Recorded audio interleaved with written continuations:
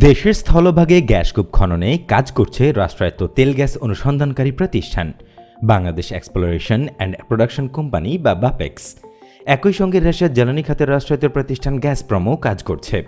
তবে দুই দেশের রাষ্ট্র খাতের এই দুই কোম্পানির মধ্যে কূপ খনন ব্যয়ে বড় ধরনের অসামঞ্জস্য নিয়ে বরাবরই বিতর্ক রয়েছে। বিশেষ করে নিজেদের সক্ষমতা থাকার পরও গ্যাসপ্রমকে বেশি দরে কাজ দেয়ায় নানা সময়ে সমালোচনার মুখে পড়তে হয়েছে জ্বালানি বিভাগকে।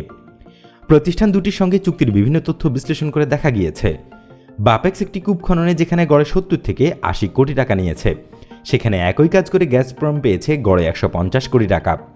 অথচ বৈশ্বিক জ্বালানি খাতের অনুসন্ধান উৎপাদনে বিদেশি কোম্পানিটি উল্লেখযোগ্য কাজ করলেও বাংলাদেশে বলার মতো অগ্রগতি নেই।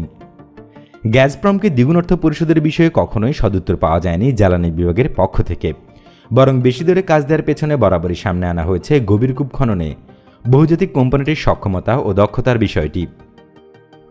অন্যদিকে রুশ প্রতিষ্ঠান গ্যাসপ্রম ২০২১ সালের ডিসেম্বর পর্যন্ত দেশে মোট ১৭টি কূপ খনন করেছে।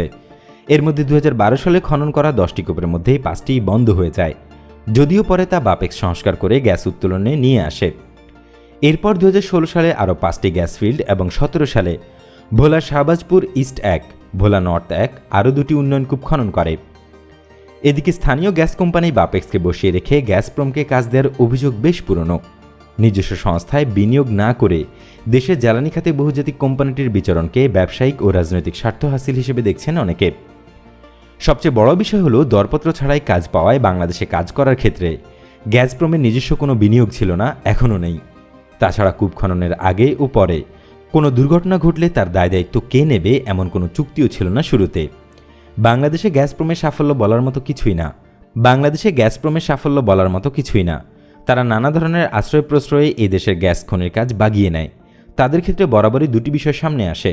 প্রথমটি হলো তারা বাংলাদেশে গ্যাস খাতে কাজ করলেও অনুসন্ধান কূপে কাজ করতে কখনোই আগ্রহী নয়। দ্বিতীয়ত, তারা কূপ খননে বাপেক্সের চেয়ে দ্বিগুণ অর্থ নেয়। তাদের মাধ্যমে কূপ খনন করে পেট্রোবাংলার বড় অঙ্কের লোকসান গুনতে হচ্ছে।